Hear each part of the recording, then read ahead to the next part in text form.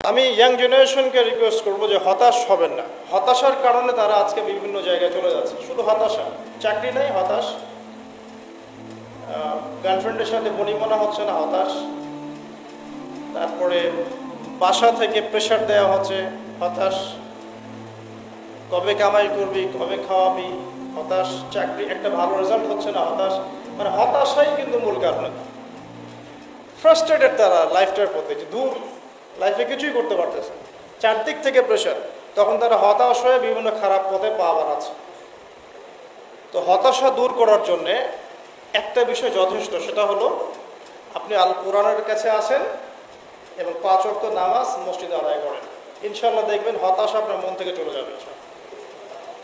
এবং ডেইলি জিকির আজগারগুলো নিয়মিত করেন, দেখবেন ইনশাআল্লাহ আপনার মনটা আল্লাহর নূর বা আলো দিয়ে পরিপূর্ণ থাকবে। ইনশাআল্লাহ আপনি হতাশ হবেন না। আর শয়তান তখনই সুযোগ নেবে আপনার কাছে যখন আপনি হতাশ হয়ে যাবেন। আপনি হতাশ হয়ে গেলে শয়তান আপনার কাছে সুযোগ নেবে, হতাশ হবেন না কখনো না। লা তাহজান, তুমি দুশ্চিন্তা করো না, ইন্নাল্লাহা মা'ানা, আল্লাহ আমাদের সাথে আছে। এগুলো কিন্তু চারটাখানি কথা না।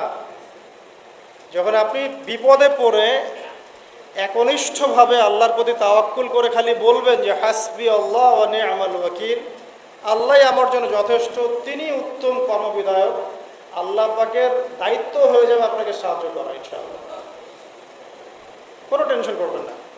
যখনই কোনো বিপদ আপদে পড়বেন মন থেকে বলবেন হাসবি আল্লাহ ওয়া নি'মাল ওয়াকিল অথবা হাসবুনাল্লাহ ওয়া নি'মাল ওয়াকিল। ইনশাআল্লাহ দেখবেন আল্লাহর সাহায্য নেমে আসবে ইনশাআল্লাহ। একজন আলেম একটা কথা বলেছিলেন একদিন, যে আগে মানুষ যত বেশি আল্লাহর কাছাকাছি থাকতো, আল্লাহ পাকের নুসরা মানে সাহায্য তত কাছে থাকতো। যখন মানুষ আল্লাহ থেকে দূরে সরা শুরু করেছে, আল্লাহ পাকের নুসরাও আস্তে আস্তে আস্তে আস্তে সরে গেছে। এমনও হয়েছে এক সময় যে আসমান থেকে আল্লাহ পাক খাবার নাজিল করেছেন, এখন আপনি কল্পনা করতে পারছেন না। এমন হয়েছে এক সময় নেককার বান্দা হাত তুলে দোয়া করেছে, বৃষ্টি বর্ষণ শুরু হয়েছে। এখন সবাই মিলে আমরা ইস্তেসকার নামাজ পড়ছি, বৃষ্টি হচ্ছে না। আমাদের মন থেকে আল্লাহ পাক যত দূরে চলে গিয়েছেন, আল্লাহ পাকে নুসরা সাহায্য যে গায়েবী মাদাত, এটাও দূরে চলে যাচ্ছে। ইমানই সবচেয়ে বড় বিষয়।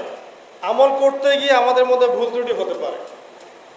এমনও হতে পারে কেউ সুদ খেয়ে ফেলছেন, কেউ জেনা করে ফেলছেন, স্পেশালি ইয়াং জেনারেশন, অ্যাফেয়ার, হারাম অ্যাফেয়ার, জেনা করে ফেলছে, বা বাধ্য হয়ে সে হারাম জব করছে, ঠিক আছে, মাদক দ্রব্য সেবন করেছে।